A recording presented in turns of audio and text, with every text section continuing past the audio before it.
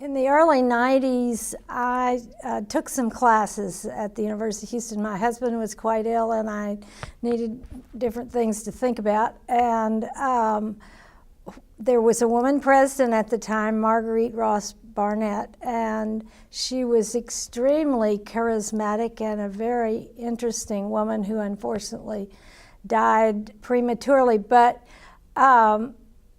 during the course of taking courses, I became aware of women's studies and the fact that it was a new project to some degree. Although women's studies has been around a while, it had only been on this campus since 1991. And they had an academic board, and so somehow I got involved with this academic board of women's studies. And what I realized is, well, number one, it was not a line item in the university budget, and so it could be banished at any time, we realized, and we were looking to make it more solid and have a better presence so that it wouldn't, some committee or something wouldn't disband it. So this academic board and I decided that scholarships was what is attractive to faculty. So I started giving several scholarships named after my family members to solidify the program and the community interest in the program and what it could offer students. And and I still give those 3 scholarships because it was a good and respected move on the part of the program and was appreciated by the faculty. And so it solidified the position of women's studies on campus. Eventually, I realized that academics aren't especially good at raising money, and in order to grow the program and grow the scholarships, we needed to raise money. And I have experience in the community as a fundraiser, community volunteer, and so I suggested we have sort of a town and gown effort and community board instead of just all academics, so that we could raise some money to give some more scholarships.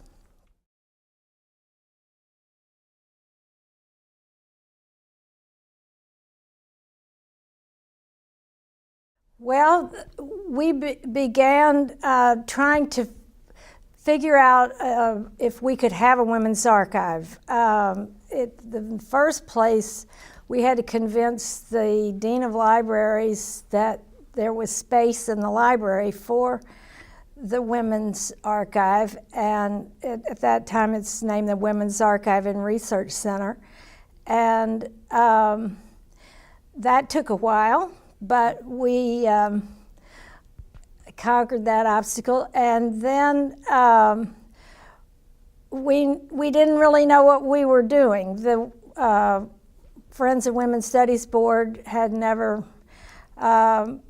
done an archive, and so we decided to research it around the country, and we surveyed a lot of archives at a lot of different universities. And one of our board members was friends with Florence Ladd, who was the director of the Bunting Institute at Radcliffe, and she actually came down and did a seminar for us on what's important and how to construct an archive and what to do. And so that was our beginning. And the archive started in 1996, and so it's had a good, 17-year history at this point. And so we've assembled a lot of collections, and our living archive videos of panels and interviews has added a lot of depth.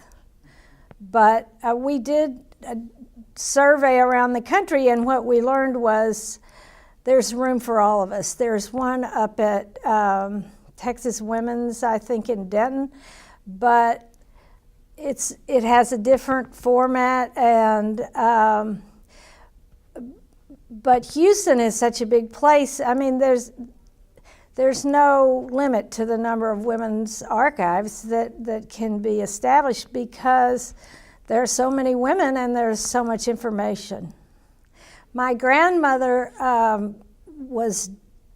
lived in Indianapolis, and she was divorced in about 1915, and she had a son to support.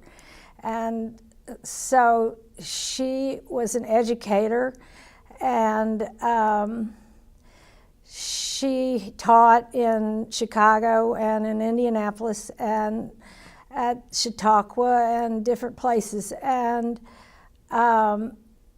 along the way, she was asked to do a radio show on WLS in Chicago.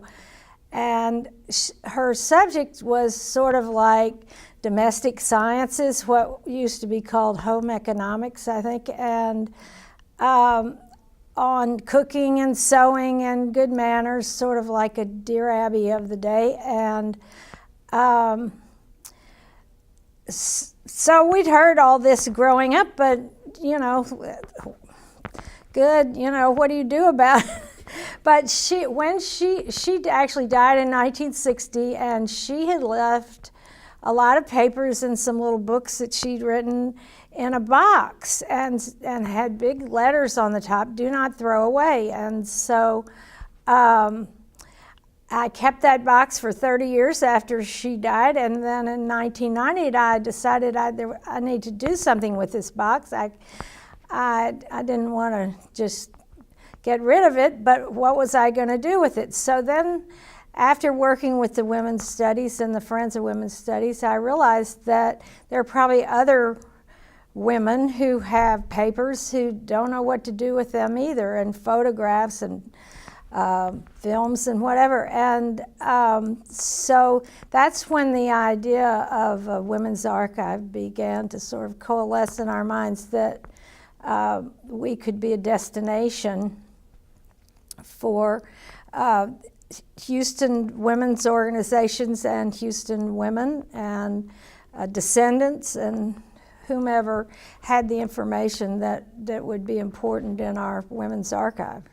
Well, in 1915, people generally weren't divorced, and so that was a challenge right there. And I think she was self-reliant. I think she had to be clever to figure out ways to earn money, and she did have education, which was critical in being an educator, obviously. But it just sort of to not just be passive about life, that you need to do something for yourself, maybe something for others, but not just let things happen and not do anything about it.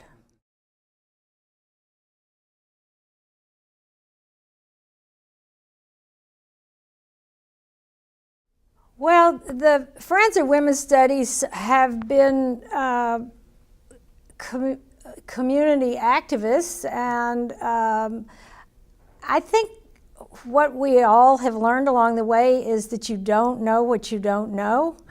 And I think so many of us, for instance, until I became involved at the University of Houston, I didn't realize there was such a severe glass ceiling in the academy. I didn't realize women were sort of kept down because there were less of them than men among the ranks generally. And so I think we all have learned that, and that's one of the major contributions of women's studies, to teach women what's happened in history and what it needs to be changed for the future, for our children, for our grandchildren, that equal pay for equal work, and you know, promotions and mentoring and all these things that are important to women.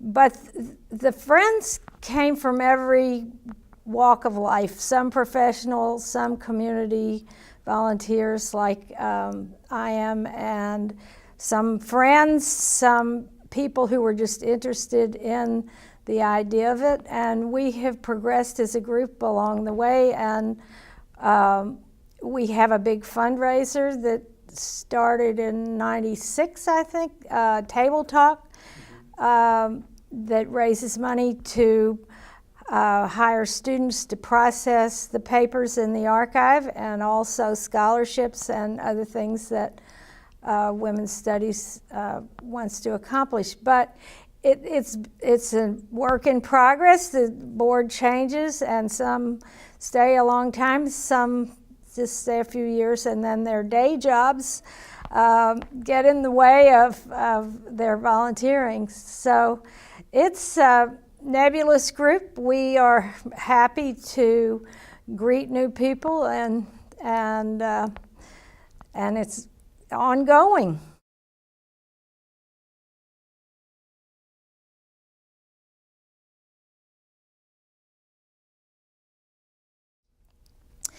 Several years ago, the current dean, Dana Rooks, had, and part of it has to do with this Tier 1 effort, a vision that the Women's Archive should be named and should, because for marketing reasons, among other things. And since I had started it virtually, she got in touch with me and convinced me that if I would endow it, which I did,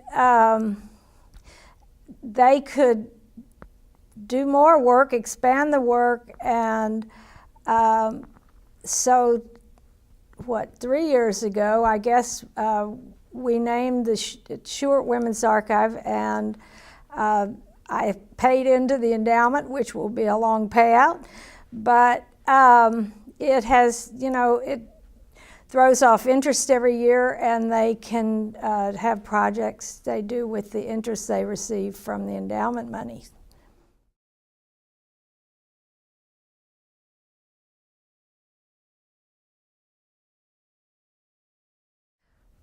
It took a lot of years for us to gain a critical mass, I'll say. We did a lot of panels, we interviewed a lot of people, and we started out with a few collections that were each interesting, but until we sort of had some years behind us, and accumulated a lot more, that it has added so much depth to what we have to offer. And one thing I might add about Dana Rooks was one of her visions was to emulate the Schlesinger Library at Radcliffe, which is a very famous library, and they have their first collection they received was in 1943, and so they're quite a bit older than we are.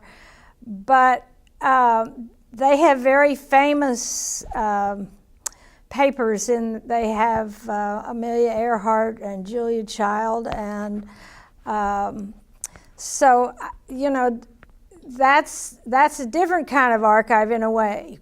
What I'm realizing is how explosive the growth in Houston has been just in my lifetime, and that who knows where Houston will end up ultimately in terms of now we're the most diverse city in the country, and I think second largest at this point, something like that. And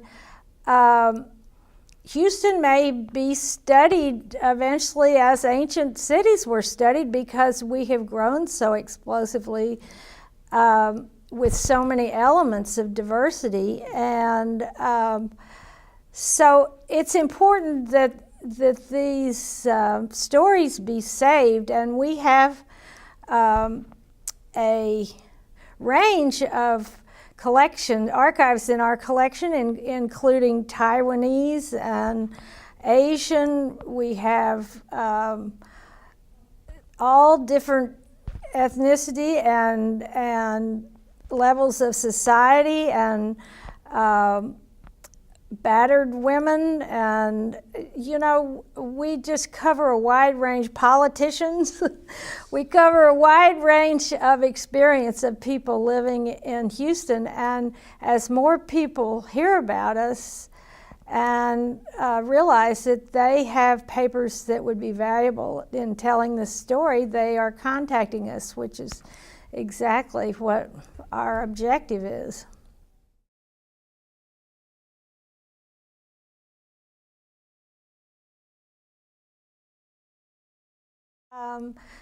All the cultural organizations in Houston were mainly started by women while their husbands were working. And the symphony, the ballet, the museums, the zoo, the parks, it's important. And another thing is, actually, this archive is spanning 300 years in a way. I mean, and although not very much in the 1800s, and we're not very far into the 2001, but in the what I mean into this century, but the most growth in Houston was in the 1900s, and that generation of people is getting older, and some will not survive too much longer. And we need to collect these papers while we can still talk to the people and get further explanation. So it's a bigger project, I think, than a lot of people understand, that in terms of time and experience in the city.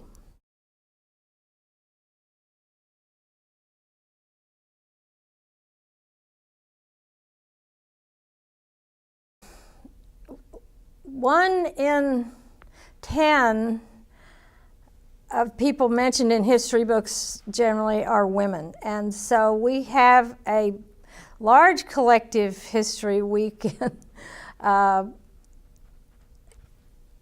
study that is not in history books. That's part of it. We need to collect individual stories and then combine it into a larger picture in a way.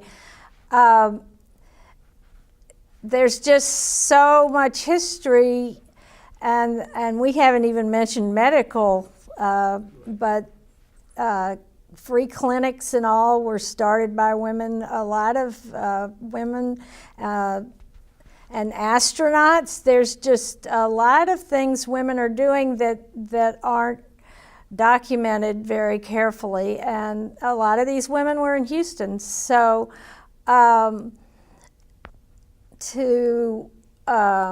let's see, you want for her story. Well, academics are and professors are sending their students in to use the archive for research, which is certainly something we encourage. And although we're very excited about the digital aspects of this, original objects are very valuable in terms of a student's experience. And I have heard a futurist talk who's an expert in the museum area, and he stresses that although digital and video interaction are very important, that by and large it's an object that changes a person's thinking and may influence their life. If they, for instance, saw or handled Amelia Earhart's diary or something, that it would give them a new understanding of what was aspects of history. One of the things that I've thought of that I think is interesting is how much Houston has changed between 1900 and 2000. And my mother first was brought to Houston in about 1924. She was 5 years old, I think, and she remembers her grandfather going to Ellington Field and paying $5 to take his first airplane ride. And I guess it was on a sort of a bi-wing old-fashioned plane in that time. My mother went to elementary school in Montrose and ended up going to Rice, and she rode a trolley car from Montrose to Rice Institute, it was called then. And for instance, she sent 25 cents in the mail to get her driver's license. Everything has just really changed and is going so fast, and I think it's picking up speed at this point. And so even though we may not fully document what was going on in the last century, it will give clues, and research is something that you learn working in an archive, and that's part of the education of the university. And so if we can somehow entice students on a lifelong journey into the interest of history, and particularly in Houston, that's what we're focusing on. Other people focus on other aspects, but it would be a big contribution in the lives of these young people at the University of Houston, and with our digital reach, it could be anywhere in the world at this point.